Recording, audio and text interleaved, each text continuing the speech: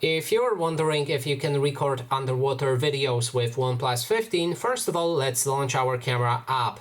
And next step is to click on more right here, and then we can click on underwater. So as you can see, this option is available, but there's a risk alert. This mode blocks touch control, screenshot buttons, control and other functions to provide a better operating experience for taking underwater photos and videos. This device is not designed for professional diving. Its waterproofing performance may degrade over time when you take underwater photos and videos. We recommend using a professional waterproof case and limiting underwater use to maximum depth of 2 meters and for no longer than 30 minutes. Water damage is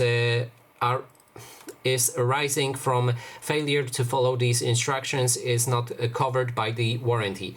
So if you agree with that, you'll be able to record underwater videos, but as I just read, it's not fully compatible with underwater or recording and diving. You can try to do it, but with some repercussions.